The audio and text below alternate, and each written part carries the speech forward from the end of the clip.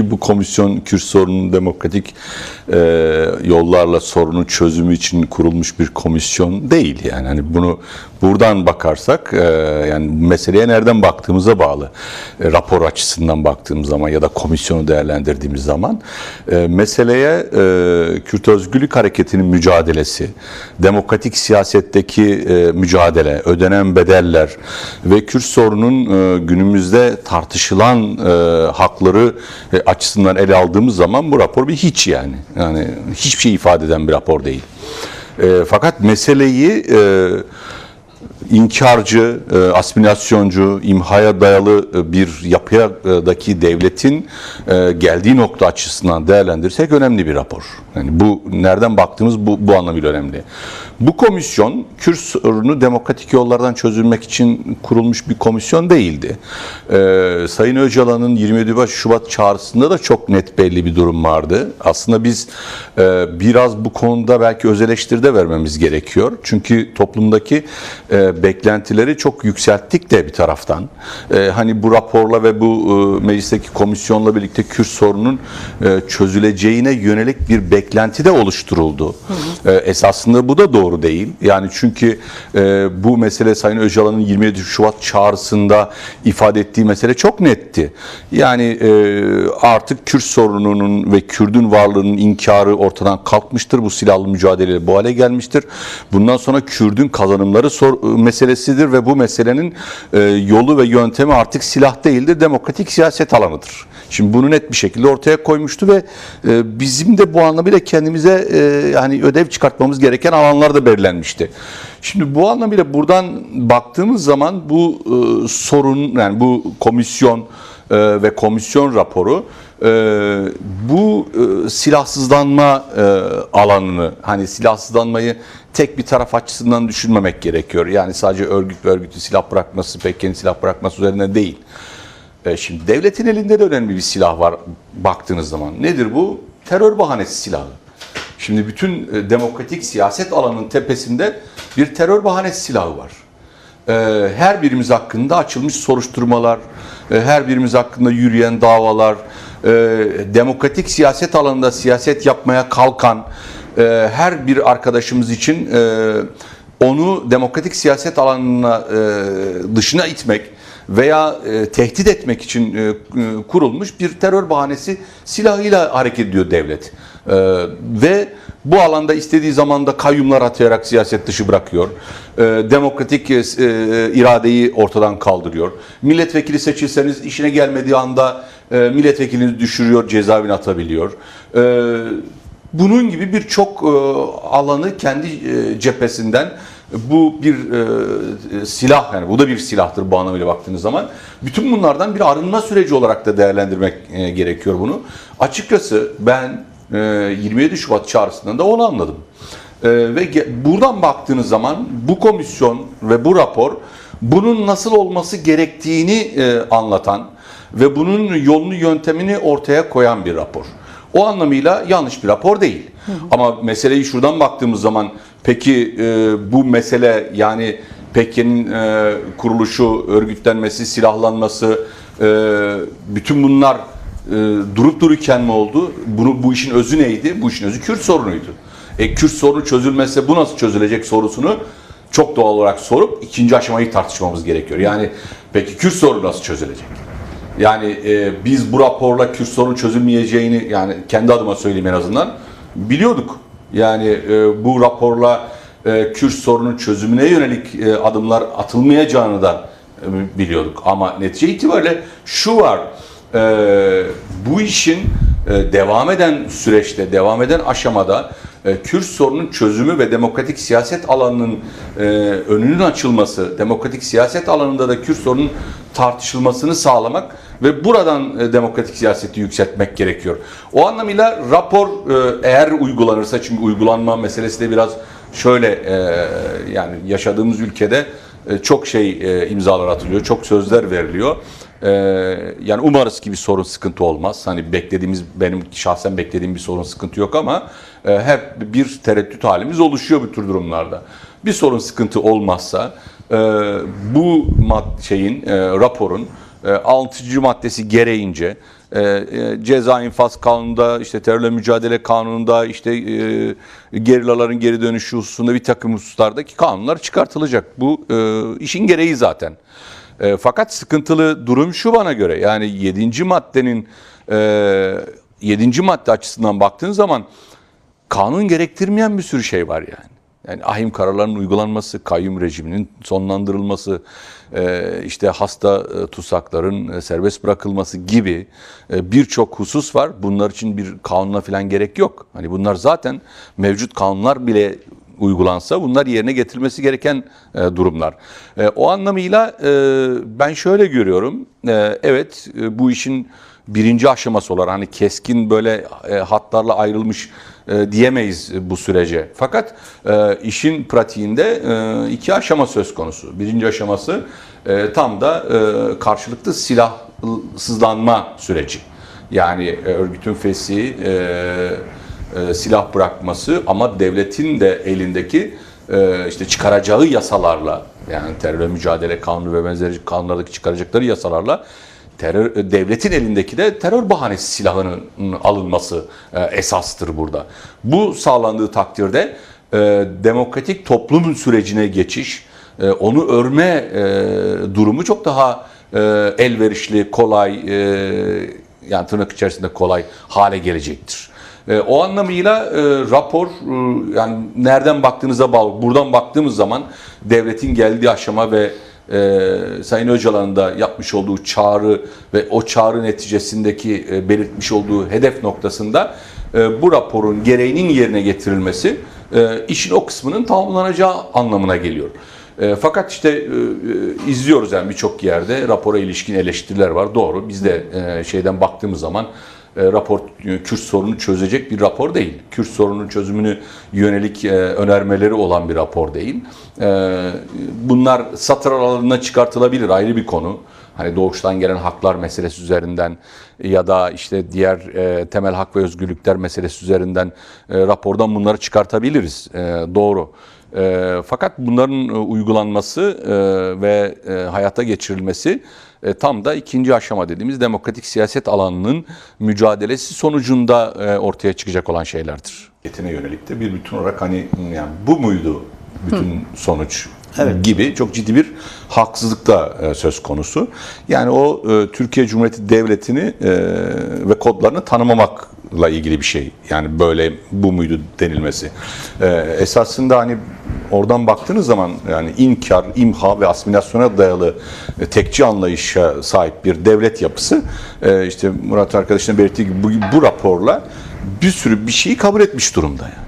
Hani satır aralarında dahi olsa Kürt sorunuyla ilgili en temel şeyleri kabul etmiş durumda yani. O anlamıyla bu kabul durup dururken oluşmadı. Yani kendiliğinden yani bunlar insafa gelerek bunları yapmadılar. Bu masa öyle kendiliğinden birilerinin kafasına taş düşüp de gelip de aklı başına geldi de kurulmuş bir masa değil. Yılların ödenen bedeli ve mücadelenin bir sonucudur. Bu gerçekliği kabul etmek ve buradan da o haksızlığı yapmamak lazım. Yani kimisi hayal kırıklığı yaşadığını ifade ediyor. Kimisi de bu muydu hani bütün mücadelenin sonucu gibi şeyler söylüyor.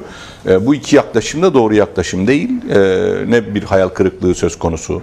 Yani süreci başından bu tarafa doğru okuyanlar açısından söylüyorum ben. Yani Sayın Öcalan'ın ilk çağrısından bu tarafa yani 27 Şubat'ı millet olarak almamız gerekir bu anlamıyla. O taraftan bugüne kadarki bütün açıklamalar, bütün gönderilen notlar, çağrılara baktığınız zaman işaret ettiği şey bu zaten. Hani tam da işte deminden beri söylüyoruz. Mücadele zemin değiştiriyor ve yeni aslında demokratik siyaset alanında belki bugüne kadarki verilmiş mücadeleden daha köklü bir mücadele zemine geçiliyor. Ha burada fark ne? Yani işte burası demokratik siyaset zeminde yürütülebilecek ve bana göre daha yani kolay o anlamıyla hani çünkü her şeyin terörize edildiği, her faaliyetin terörize edildiği bir süreçte devletin elinden o silahı almak da çok önemli bir durum ve bu rapor ve bu raporun sonrasındaki çıkarılacak olan yasalar da bunu sağlayacaktır. Şey önemli söylediği, bazı hususlar var, diyelim umut hakkında olduğu gibi. Bu hususları sadece Sayın Öcalan üzerinden ya da işte ana dil meselesi gibi sadece Kürtçe üzerinden değerlendirdiğiniz zaman bir karşıtlık da oluşuyor doğal olarak. Hani buna bir karşıtlık oluşabiliyor. Aslında bunu evrensel hak, evrensel hukuk çerçevesinde bakılması ve bu kapsamda savunulması, yani en azından siyasi yapılar tarafından taban kendi ana diline sahip çıkıp bunu Kürtçe ana dil eğitim hakkı diye doğrudan dillendirebilir. Hani söylediklerinde önemli husustu bana göre. Ama yani bu işin siyasi tarafında evrensel hukuk normları, evrensel insan hakları çerçevesi içerisinde ele alınmasını, bir bütün olarak ele alınmasını savunmak yanlış bir şey değil. Raporda da zaten biraz yani doğuştan gelen haklar cümlesiyle işte Avrupa İnsan Hakları ve benzeri ifadeler cümleleriyle biraz bu işi evrenselleştirerek ortaya konmuş. O anlamıyla hani Gürkan Bey'in söylediği de buna işaret ediyor. Yani tespit yanlış bir şey yanlış değil yani. Var mı eklemek istediğin? Bu şeyi sormuştunuz da. Nerede kalmıştık? Araya girince bazen de hatırlatma yapmakta fayda var. Tabii bu kadar dinleme yaptı komisyon. Evet. Yani aslında fakat, oradan devam edebiliriz. Ya o çok büyük hayal kırıklıklarına, yani aslında raporun hayal kırıklığı yaratan taraflarından birisi de o oldu.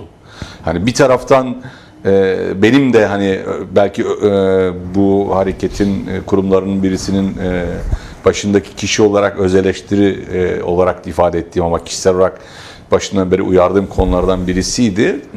Yani bu raporun ve bu komisyonun Kürt sorununu çözmeyeceğine, Kürt sorununu ve Türkiye'yi demokratikleştirmeyeceğine vurgu yapılması gerektiğini, bu sorunun birinci aşamayı tamamlayacak bir komisyon ve rapor olacağını ifade etmemiz gerektiğini çok sık konuştum ben hani arkadaşlarımızla ve benzeri.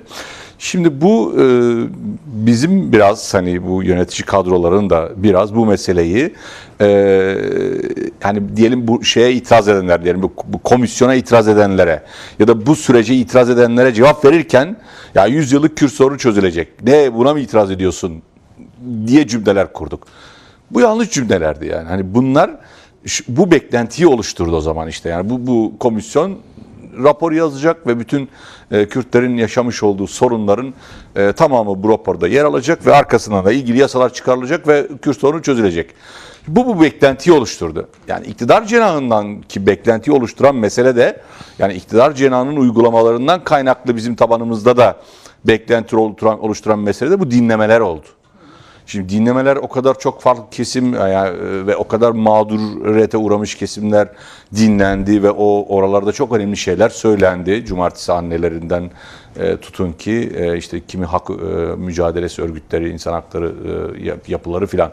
Şimdi bunun karşısında yani herkesten de şöyle bir beklenti oluştu. Bunlar boşuna dinlenmedi yani. Hani bu kadar anlatıldığına göre demek ki bu işlerde bir gelişme olacak. Fakat iktidar hani rapora gördü ki bunların hiçbirisi yok. Şimdi bu da bu beklentiyi yükselten şeylerdi. Niye olmadı dersek, şimdi bir defa bu dinleme sürecinin biraz oyalama süreci olarak sürdürüldüğünün farkındaydık. Yani ve bunu da konuştuk buralarda yani.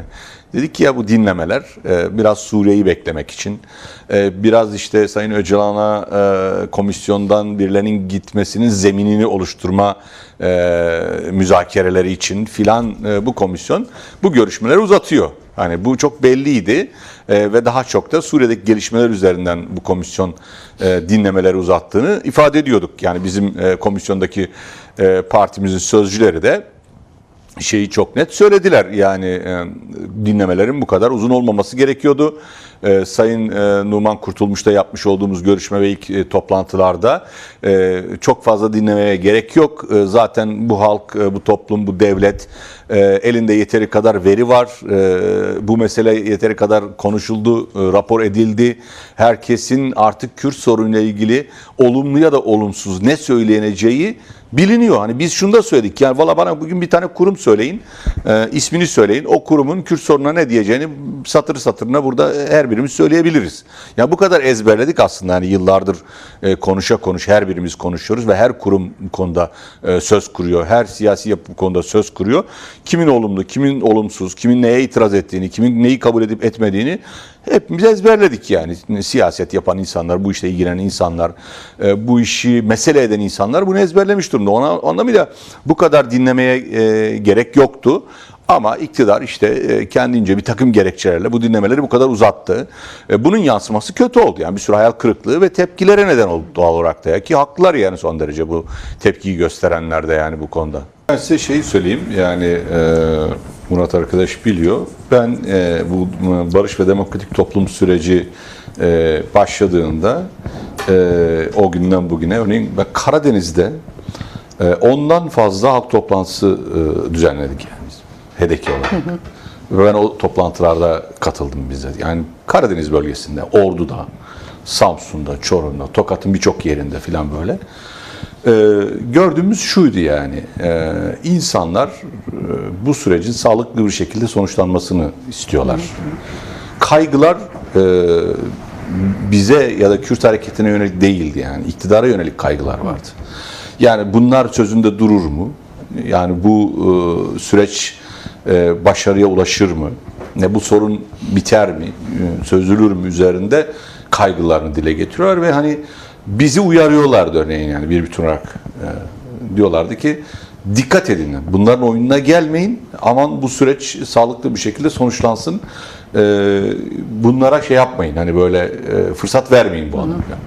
Ya ben burada da dile getirmiştim sanırım.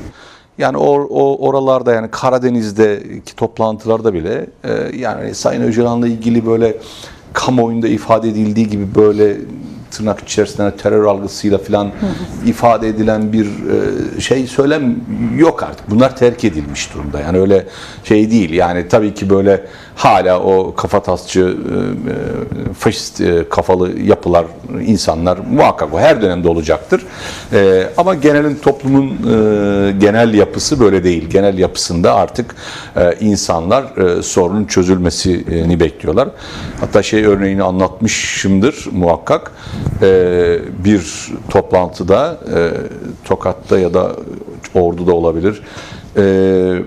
Biz konuşurken bir tanesi geldi böyle ve işte Sayın Öcalan'la ilgili olumsuz bir takım laflar etti. Biz yani divandaki arkadaşlar yani nasıl davranalımı düşünürken yani insanlar ona çullandılar yani böyle. Ya ne konuşuyorsun işte burada insanlar anlatıyorlar biz de sorumu soruyor onlar cevaplanıyorlar diye tepki gösterdiler. Şimdi o anlamıyla toplumda yok. Tabii burada iki var. Toplumsal yapı var. Bunu da göz ardı etmemek lazım. Bir tanesi bizim örgütlü yapımız. Yani bizimle birlikte hareket eden yurtsever Kürt halkı, sol sosyalist yapılar, yurtsever Alevi toplumu. Yani böyle bir taban var.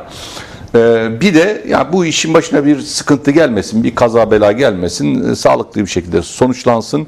Artık bu dertlerden, bu belalardan kurtulalım, önümüze bakalım diyen bir kesim var.